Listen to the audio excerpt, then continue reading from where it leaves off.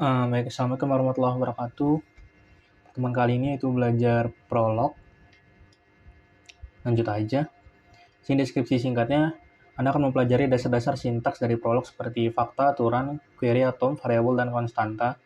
Dan juga akan belajar bagaimana mendefinisikan konstanta dan menggunakannya untuk mewakili nilai tetap, serta bagaimana menggunakan variabel untuk mewakili nilai yang tak diketahui dalam aturan dan query. Selain itu, Anda juga akan belajar bagaimana menggunakan rekursi untuk memecahkan masalah dalam prolog. Skip aja ini. Lanjut ke basic syntax data object. Ini data objeknya ada diantaranya ada structure, simple object, di simple object ada variable dan konstanta, dan di konstanta juga ada number dan atom. Konstanta atau konstanta adalah atom atau angka yang nilainya tak dapat diubah. Oke, ini udah pasti sudah tahu. Selama program prolog dijalankan, dalam prolog konstanta ditulis dengan huruf kecil di awal. Untuk lihat contohnya, karena di sini kurang ada contohnya, lihat sini. Ini konstanta adalah nilai yang tak dapat diubah atau diinstansiasi dalam prolog. Angka dan string dapat dianggap sebagai konstanta. Nih, 42. 42 dan halo prolog ini contoh konstanta. Nah, kan yang satunya adalah atom. Adalah urutan karakter yang mewakili konstanta atau nama. Atau mirip dengan string dalam bahasa pemrograman lain, tetapi bahasanya digunakan untuk mewakili konstanta, bukan teks.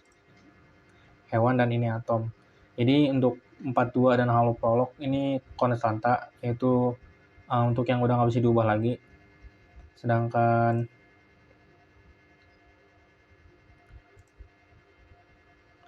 untuk atom ini hewan dan ini atom. Ini masih bisa diubah.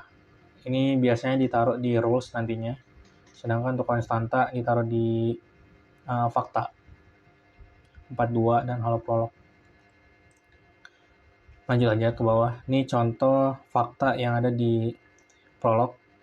Likes Johnny apple. Cara bacanya Johnny suka apple. Cara bacanya dari sini. Oke, kita lanjut dulu aja untuk materinya. Itu ada numbers. Dalam prolog, bilangan adalah konstanta yang digunakan untuk mewakili nilai numerik. Ada dua jenis bilangan dalam prolog. Itu yang pertama ada bilangan bulat, integer. Bilangan bulat ditulis tanpa ada tanda titik desimal, contohnya 10, min 20, dan 0. Bilangan bulat itu nggak ada tanda titik ya, atau desimal. Dan sedangkan untuk bilangan desimal atau floating point, itu ditulis dengan tanda titik desimal, contohnya 3,14 dan seterusnya. Bilangan dapat digunakan dalam berbagai macam program prolog seperti untuk melakukan perhitungan, perbandingan, dan representasi data numerik lainnya. Contohnya di sini, Jakarta populasinya itu ada 8 juta. Lanjut ke variables.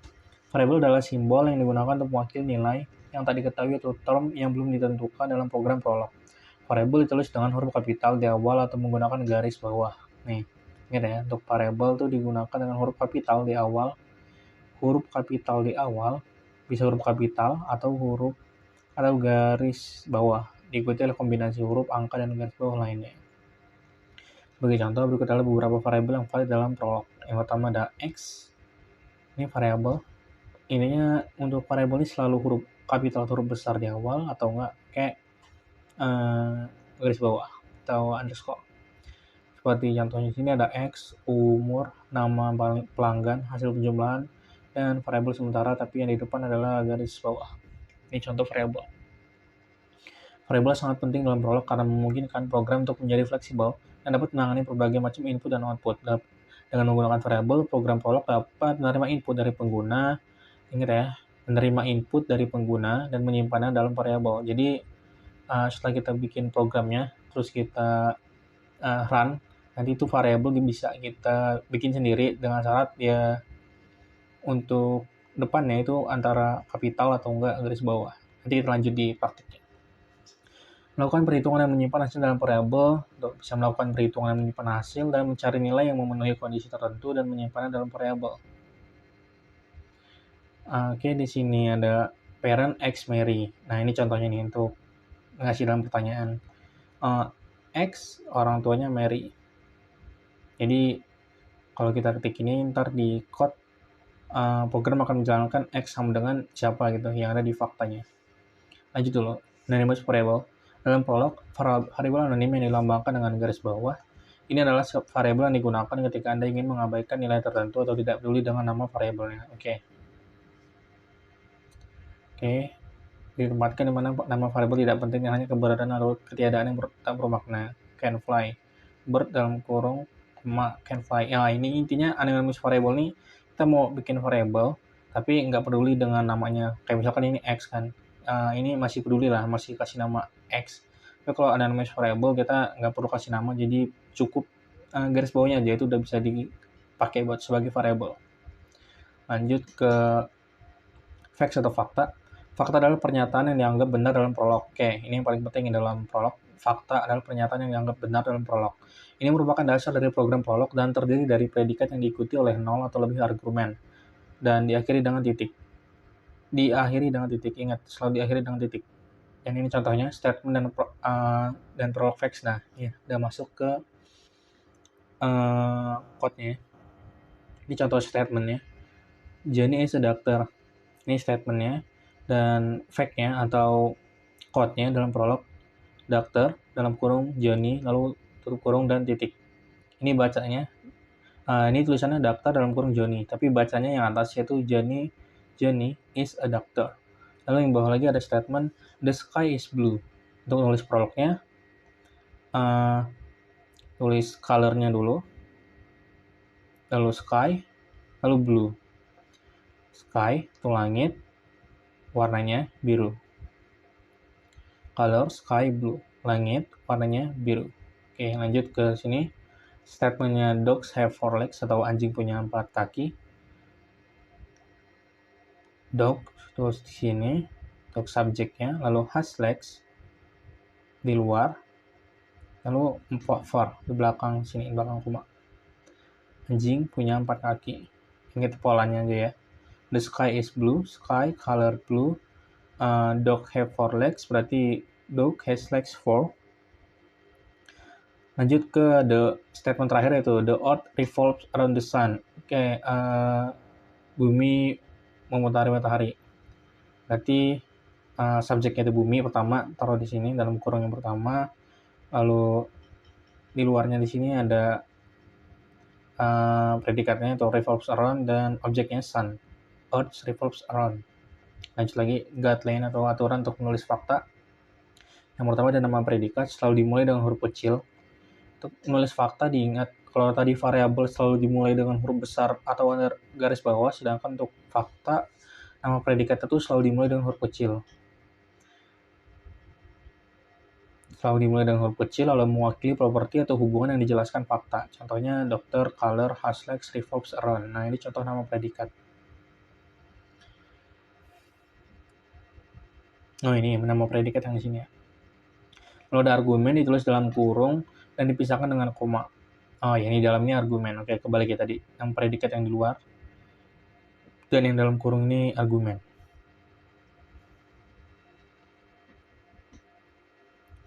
Mewakili objek yang terkait dengan predikat. Contohnya Dr. Johnny, di sini Johnny, color sky and blue, dan di sini sky and blue ini argumen.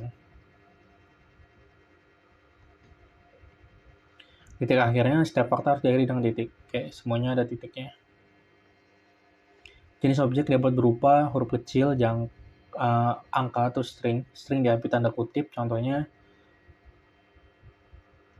oke. Ini contoh objek maksudnya, huruf kecil, Dr. Johnny is a doctor, angka. Di sini dog has legs 4, ini ada angka contohnya, dan string. Buah, warna fruit color apple. Buah berwarna seperti apple nih. Yang ada petik ini string. Bisa dijadiin objek. Selanjutnya ada rules. Aturan adalah pernyataan logika yang mendefinisikan hubungan antara satu atau lebih objek. Aturan terdiri dari kepala dan badan. Dipisahkan oleh simbol titik 2 dan strip. Ini dibacanya jika kepala menentukan nama predikat diikuti oleh daftar argumen. Contoh, ingat tadi ini bacanya X dulu baru ke sini ya. X ibunya si Y. Kepala. Badan berisi serangkaian tujuan goals yang menentukan kondisi agar aturan menjadi benar. Contoh, X orang tuanya atau parent Y, dan si Y sama dengan wanita. Aturan dapat dianalogikan sebagai pernyataan jika maka, di mana kepala mewakili bagian maka dan badan mewakili bagian jika. Contohnya di sini X ibunya si Y, ingat ini jika X ibunya si Y, jika X orang tua si Y, dan Y itu wanita. Kalau Y ini wanita dan X orang tua, oh ya ini salah ya, ini harusnya X ibunya si Y, jika X orang tuanya si Y, dan X, ini harusnya X itu wanita. Jadi kalau X itu wanita dan X ini orang tuanya Y, berarti otomatis si X ini adalah ibunya Y. Aturan ini menyatakan seseorang X adalah ibu dari seseorang Y, jika X adalah orang tua dari Y, dan X berjenis kelamin perempuan. Ini juga salah. Kebalik.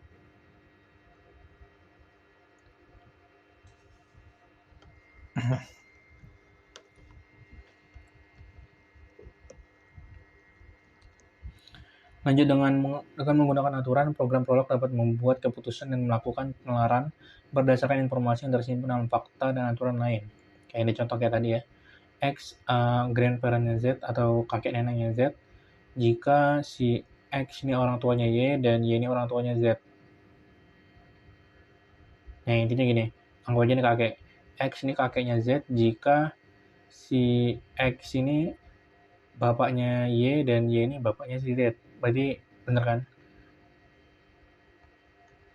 Y bapaknya Z dan X bapaknya Y, berarti X otomatis kakeknya Z. Kurang lebih gitu. Query atau pertanyaan, oh ya, by the way ini tadi bacanya benar, ini bacanya jika, dan koma ini bacanya dan. Query atau pernyataan adalah cara untuk menanyakan hubungan antara objek dan propertinya dalam program prolog. Nah, format query mirip dengan fakta prolog, query dituliskan sebagai pernyataan yang ingin ditanyakan. Setiap query harus diakhiri dengan titik untuk menunjukkan akhir pertanyaan. Contohnya, bacanya dari sini, siapa Ibu Budi? Mencari siapa dari Ibu Budi. Nah, kalau misalkan kita nulis query ini, ntar siapa Ibu Budi, misalkan di faktanya code-nya udah ditulis, ibunya Budi itu siapa, nanti kalau kita tulis di codingannya, di inputnya, Ibu siapa Budi seperti ini, ntar otomatis siapa sama dengan output dari terminalnya nanti. Kita lanjutin dulu. Backtracking titik koma digunakan untuk meminta interpreter prolog mencoba mencari solusi alternatif dari query sebelumnya. Proses ini disebut backtracking. Oke. Ini disebut backtracking ya. Contohnya siapa Ibu Budi atau siapa ibunya Tony. Ini mencari ibu dari Budi, jika tak ditemukan maka cari ibu dari Tony. Oke, ini kalau di query-nya dia sebagai backtracking ya. Jadi kalau misalkan ibu dari si Budi nggak ketemu, maka dia otomatis bakal lanjut nyari siapa ibu dari si Tony. Ini contohnya basis knowledge-nya. Di sini bacanya merah adalah warna, biru adalah warna, dan hijau adalah warna. Dan di sini juga kalau misalkan kita cari di query-nya color dalam kurung X, maka otomatis bakal keluar output X sama dengan red, atau X sama dengan blue, atau X sama dengan green. Recursion itu adalah teknik di mana suatu predikat memanggil dirinya sendiri, mungkin dengan predikat lain untuk menemukan nilai kebenaran. Contohnya, predecessor atau pendahulu, X merupakan pendahulu Z. Jika si X ini orang tua Z, oke, otomatis kalau X pendahulu Z, maka X orang tuanya Z. Benar berarti. Dan X pendahulunya Z, jika X orang tuanya Y, dan Y ini orang tuanya, Y ini pendahulunya Z. Oke, ini juga benar. Pada contoh di atas, predikat predecessor mendefinisikan hubungan pendahulu antara dua orang. Kasus dasar menyatakan bahwa jika X adalah orang tua dari Z, maka X adalah pendahulu dari Z. Kasus rekursif menyatakan bahwa jika X adalah orang tua dari Y, dan Y adalah pendahulu dari Z, maka X adalah pendahulu dari Z. Oke. Yang dimaksud kasus dasar ini yang contoh atas, X pendahulu dari Z dan X ini orang tuanya Z. Ini kasus dasar. Untuk kasus rekursif itu yang bawah, X orang tua dari Z dan X orang tua dari Y dan Y pendahulu dari Z. Nah, yang seperti ini contohnya kasus rekursif. Sedangkan yang langsung gini namanya kasus dasar. Nah, dari tadi belum jelasin simbolnya apa. Di sini ada penjelasan simbol, titik 2 dan strip. Ini dibacanya if atau jika. Fungsinya sebagai aturan atau kaidah. Contohnya di sini ada Ncaster. X Ncaster E. Ncaster ini apa? Oke, udah. X Ncaster Y jika X orang tuanya Y. Dan koma ini dibacanya dan atau n sebagai konjungsi. Di sini contohnya siblings atau saudara ya. X saudaranya Y jika Z orang tuanya X dan Z juga orang tuanya Y. Oke. Kalau Z orang tuanya X dan Z juga orang tuanya Y, otomatis X dan Y ini kan saudara. Ingat ini tadi ngebahas koma dan di sini bacanya dan. X saudara Y jika di sini jika Z orang tua X dan koma di sini Z orang tua Y. Lalu di sini ada titik koma, bacanya or atau dan atau.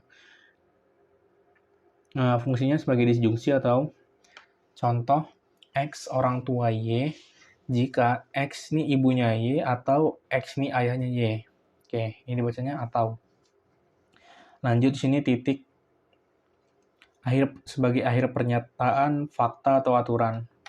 Bacanya John orang tuanya Bob. Ya, titik. Lalu di sini ada tanda tanya dan strip. Ini cara bacanya ya tanda tanya ya. Permintaan atau pertanyaan ini biasanya ada di inputnya nanti. Apakah John ancestornya Bob? Nah, ini contohnya. Apakah John ancestornya Bob? Oke, di sini contohnya, contoh fakta dan contoh rules. Nah, ada di sini nih. Di sini ada keluarga Pak Jokowi, ada Pak Joko Widodo dan Iriana Widodo. Dan dari Pak Jokowi dan Ibu Iriana ini ada 3 anak, yaitu yang pertama ada Gibran Rakabuming, Bobi Nasution, dan Kaisang Pangarep. Gibran nikah dengan Selvi Ananda dan punya anak namanya Jan Etes Sri Narendra. Otomatis ini cucunya Pak Jokowi. Lalu yang kedua ada Pak Bobi Nasution dengan Kahiyang Ayu, memiliki anak Sedah Mirah dan Penembahan Al-Nahyan. Otomatis mereka bersaudara dan mereka cucunya Pak Jokowi dan anaknya Pak Bobi. Lalu anak terakhir Pak Jokowi itu ada Kaisang Pangarep. Dan untuk nulis komen di prolog tuh menggunakan tanda persen seperti ini. Nah, fax. Dan di bawah ini untuk menulis fax dalam prolog. Seperti ini bacanya Jokowi merupakan laki-laki, Gibran laki-laki, Bobi laki-laki, Kaisang laki-laki, Etes laki-laki, Nahyan laki-laki. Yang perempuan tuh ada Seda, Kahiyang, Selvi, dan Iriana. Bu Iriana ini female atau perempuan. Lalu di sini cara bacanya Iriana, orang tuanya Gibran. Oke. Lalu Pak Jokowi juga orang tuanya Gibran. Bu Iriana orang tuanya Bobi, Pak Jokowi orang tuanya Bobi, Bu Iriana orang tuanya Kaisang, dan Pak Jokowi juga orang tuanya Kaisang, parent. Lalu ada Gibran, orang tuanya Etes, dan Selvi juga orang tuanya Etes. Kahiyang orang tuanya Sedah, dan Bobi juga orang tuanya Sedah. Dan Kahiyang orang tuanya Nahyan, dan Bobi juga orang tuanya Nahyan. Dan di sini ada rules. Ini cara nulis rules-nya itu pakai simbol yang kita butuhin tadi, yaitu pakai jika. Ini cara nulis rules-nya. X menggunakan, kalau yang di atas ini contohnya ini kan Jokowi, Gibran, Bobi, Kaisang, Etes. Nah, ini namanya tadi konstanta, tak dapat diubah. Kalau kita balik ke awal lagi, ini namanya konstanta. Dan yang di rules ini namanya atom. X, Y ini. X rules atau aturannya, X ayahnya si Y jika X nih orang tuanya Y dan X adalah laki-laki. Kalau X orang tuanya Y dan X adalah laki-laki, otomatis kan X adalah ayahnya Y. Dan sebaliknya untuk mother atau ibu, X ibunya Y jika X ini orang tuanya Y dan X ini adalah female atau perempuan, maka otomatis dia ibu. Oke, seharusnya di sini ada latihan ya untuk kalau offline. Cuma kita lanjut aja ke contoh code-nya. Untuk nulis prolog sendiri itu ada tiga tempat yang familiar. Yang pertama tuh langsung ke menggunakan SVI prolognya. Ini ya, menggunakan SVI prolog. Dan caranya itu Kita cukup bikin notepad sendiri. Contohnya gini, notepad. Nah, bikin di notepad, hari ini hujan.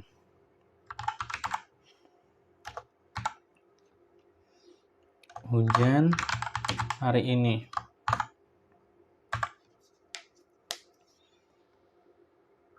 Nah, kita save di kecerdasan buatan.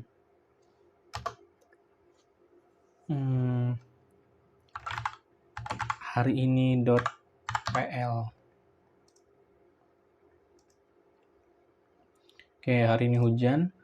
Di SV Prolog langsung klik file consult. Nih, pilih yang hari ini.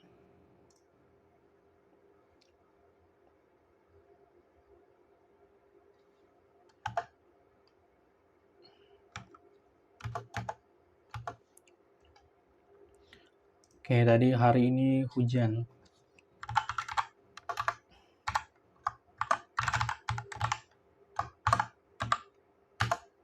Nah, dia bakal jawab true. Hari ini hujan, karena dia sesuai jawaban, maka dia bakal jawab true. Kalau misalkan kita tulis hujan X,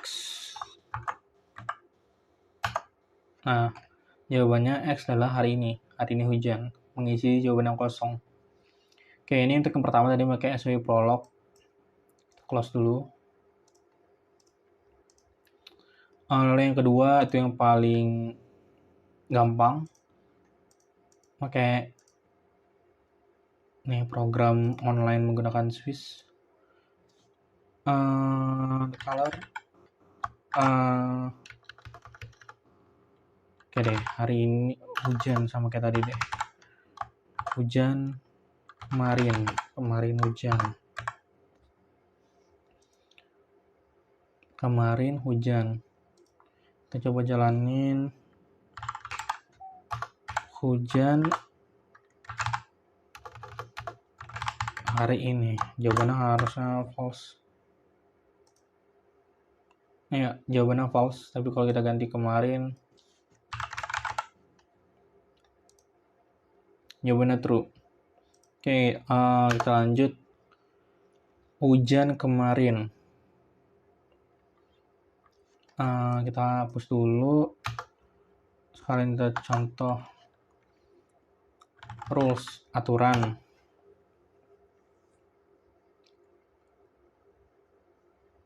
Sekolah.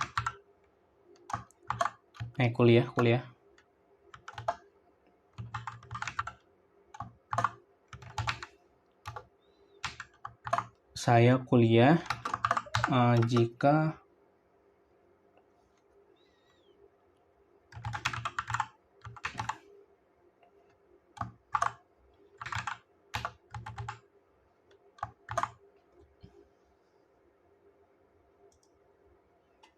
Saya kuliah jika hari ini tidak hujan. Lalu di bawah kita kasih fakta. Faktanya hari ini hujan.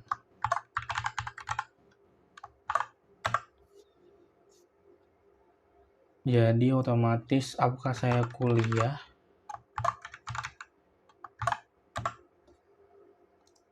Oke, bacanya di sini untuk membuat rules-nya itu saya kuliah jika hari ini nggak hujan. Lalu faktanya hari ini itu hujan. Jadi apakah saya kuliah?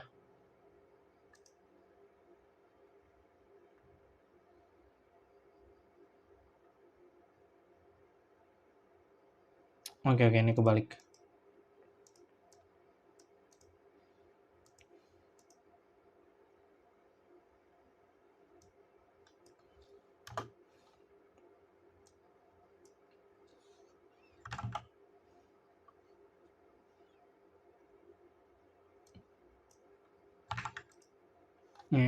Saya kuliah jika nggak hujan.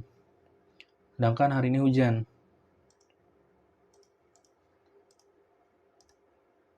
Oke, maka jawabannya false. Ya, karena hari ini hujan. Sedangkan di aturannya, saya kuliah jika hari ini nggak hujan. Tapi kalau misalkan kita ini ganti dengan nggak, maka jawabannya akan true, maka saya kuliah. Nah, intinya kurang lebih gitu lah cara nulis aturan dan fakta. Lanjut yang ketiga itu bisa pakai VS Code.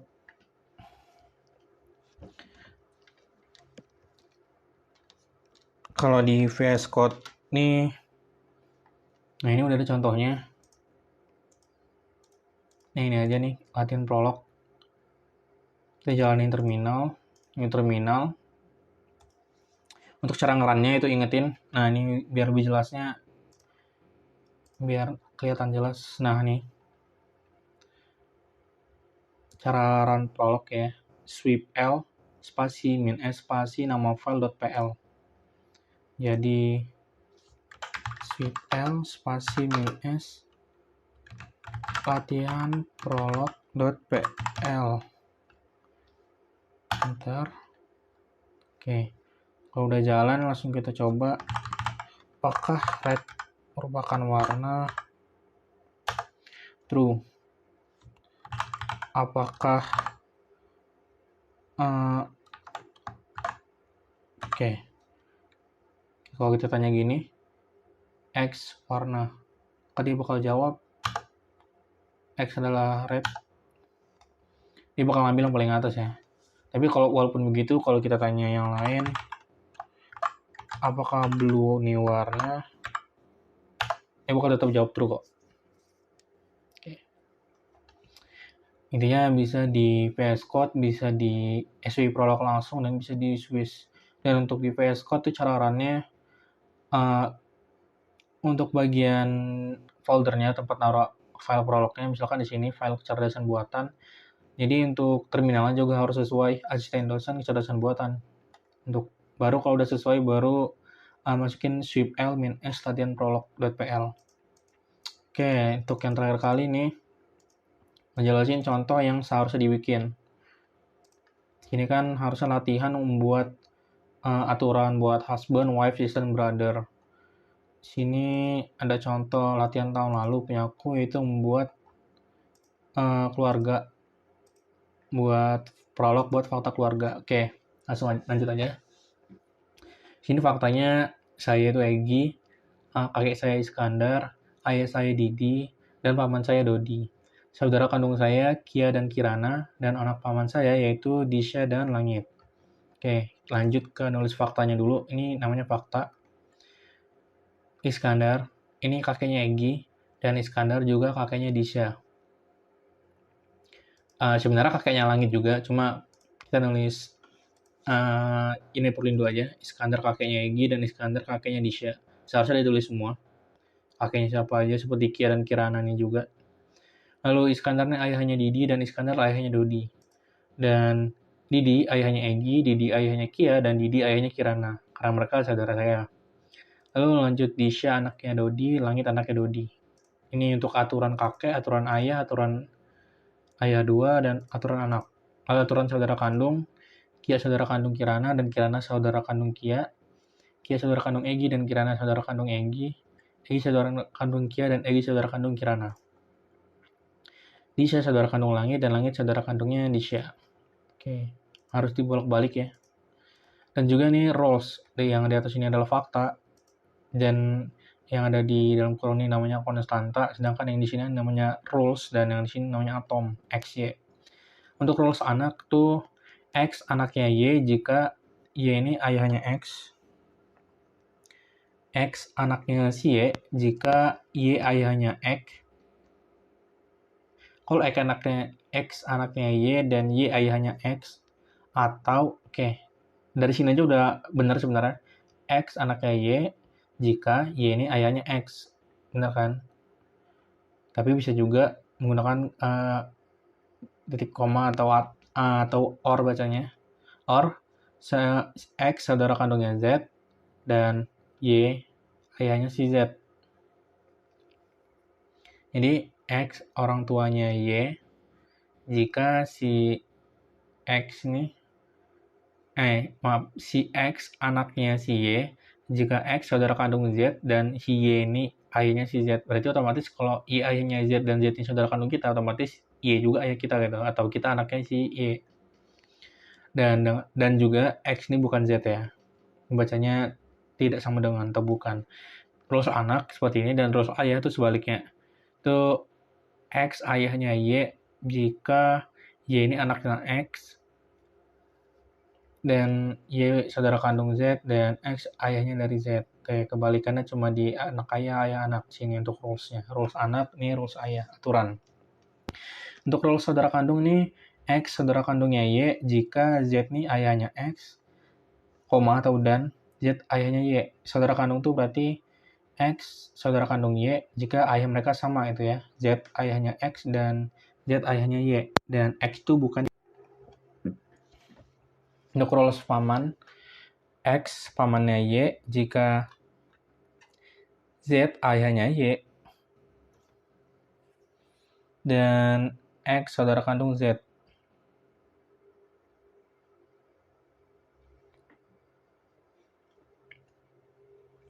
X pamannya Y jika Z ayahnya Y dan X saudara kandung Z.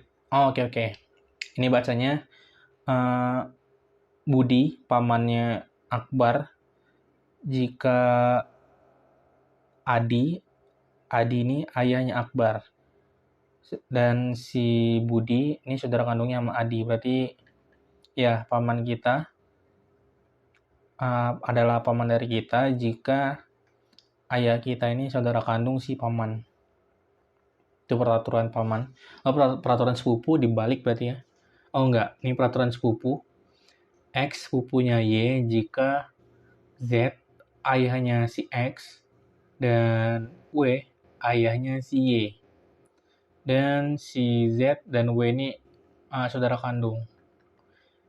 Z dan W saudara kandung dan mereka ini punya anak masing-masing X dan Y. Otomatis hubungan di si X dan Y adalah sepupu.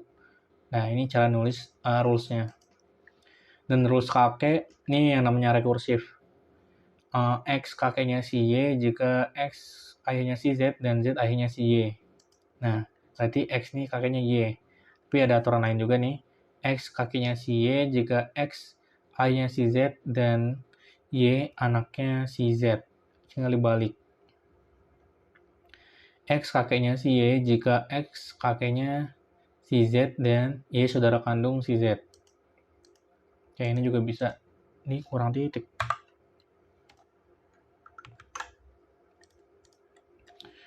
Lalu di sini ada rules keturunan. X keturunan si Y jika Y adalah ayahnya si X. Oke, X keturunan si Y jika Y adalah ayahnya si X. Berarti benar. X keturunan si Y jika X anaknya si Y. Benar juga. Lalu X keturunan si Y jika Z ini ayahnya si X dan Y ini ayahnya si Z. Berarti otomatis kan X ini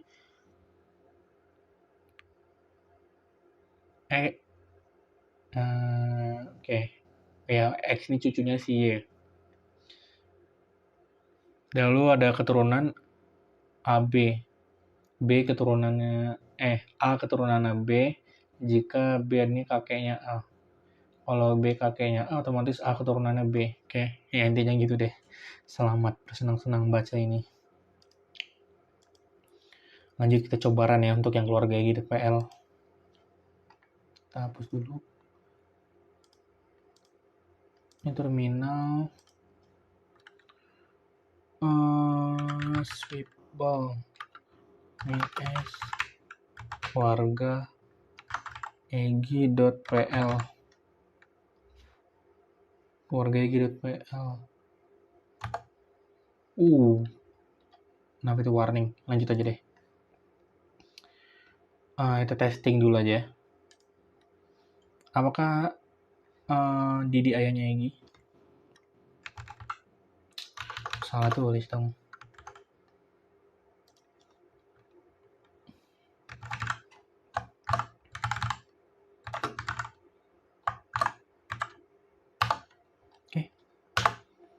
Didi ayahnya Egi true. Yep. Sesuai dengan fakta. Lalu sekarang kita coba pertanyaan. Apakah Bukan apakah. Disha anaknya Dodi. Kita coba X anak Dodi. Anak X, Dodi. Tulis siapa? Dodi. Oke, untuk siapanya jangan lupa pakai huruf besar.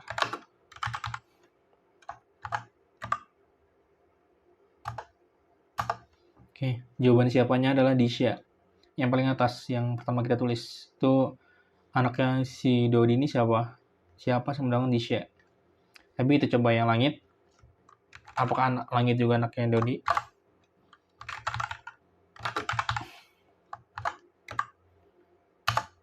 Jawabannya benar. Lalu selanjutnya sepupu ya. Oke, untuk sepupu kita coba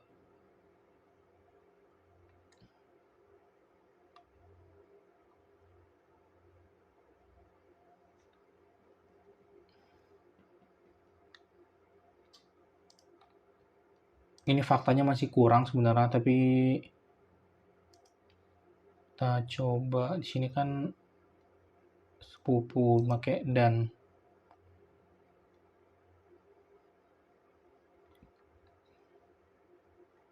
Oke, kita tambahin ya. Saudara kandung.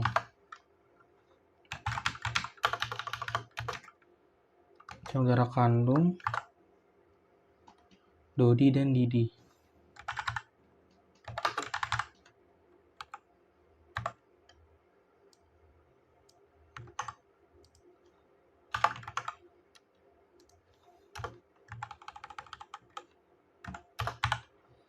Oke, setelah ditambah,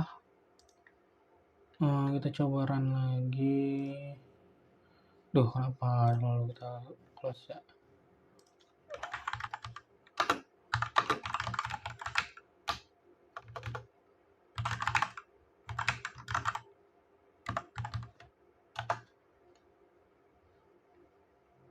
Kita coba dulu sepupu.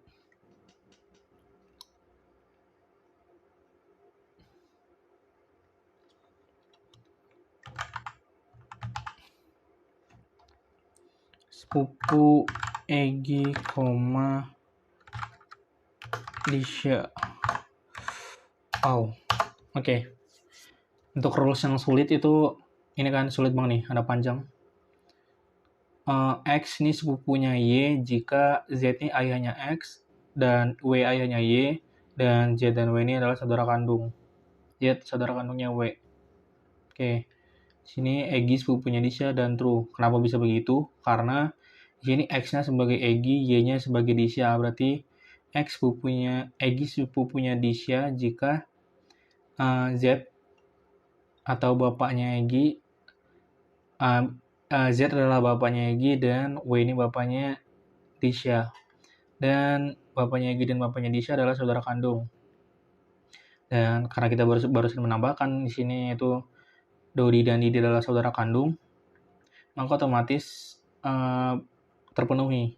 Kayak Z dan X. Z ini bapaknya Egi. Z yang dimaksud adalah Didi. Didi ayahnya Egi sudah tertulis di faktanya, dan W ayahnya Y atau Dodi ayahnya Disha sudah tertulis di fakta. Dodi ayahnya Disha atau Dodi anaknya Disha ya. Disha anaknya Dodi, maaf kebalik. Sudah tertulis fakta, dan juga